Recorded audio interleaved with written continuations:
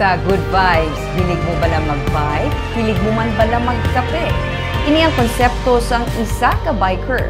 Naga-exercise na siya, nagaganar na siya. Paano? Hibaluon sa report ni Romeo Subaldo. Para kay RJ Gargaliano, bike is life kag kape is life.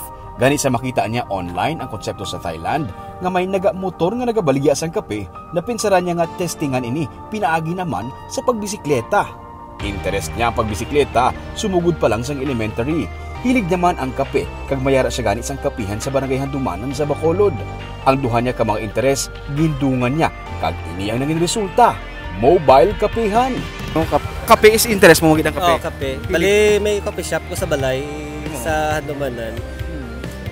Tapos dito, tidri naman yun.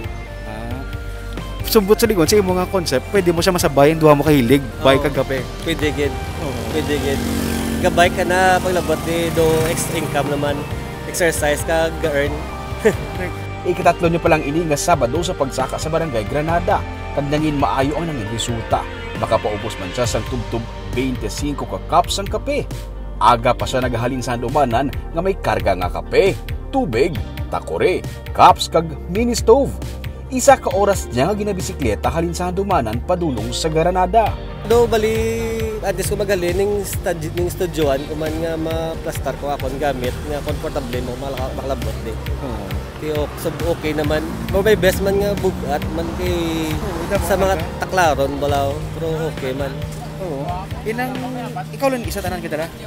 Sa isa ka kung taon mo siya do kabalki. Pero kung mapak ko siya stable naman gagamay do bali pa kabol lang ako mga gamit. Sa siningation sa pandemic, napinsara ni RJ ang ininga konsepto. Una, nangin bike messenger siya sa Pedal Express Bacolod. Isa ka sa isang delivery services kung saan sarang makapabakal sa mga kinahanglanon sa mga messenger nila nga nagabisikleta. Ilaman ininga konsepto sa iyang mga abyan. Sa nagdamo ng ilang messenger, intestingan niya naman ang mobile nga kapihan. Nakapakalabot na siya gani sa Silay City. Wala niya ginapensar ang kakapoy kay naga-enjoy siya sa iyang ginahimo. Okay, muna kito nag-enjoy lang ko be. Gina-enjoy ko lang ako nga no. Wala ko man siling gina no. Pero like sa isa kadlaw sa 25 cups before example pero na yung mga pila day mo ginan siya. Sakto lang. So pang daily needs lang bala namo no. Kag ang pinakarason gid suno sa kay RJ kun nga naga-negosyo siya samtang nagabisikleta. Gilig. Rason ko na lang din para makalagaw ko yan. Kaya ko mabike ko lang gid ko nga hindi ko magbaligya kape, kigan ko, hindi ko sabdan na sa wawan. Para sa iya, may mga bagay nga pwede masabay. May mga butang nga hindi makapoy kung imo lang gina-enjoy.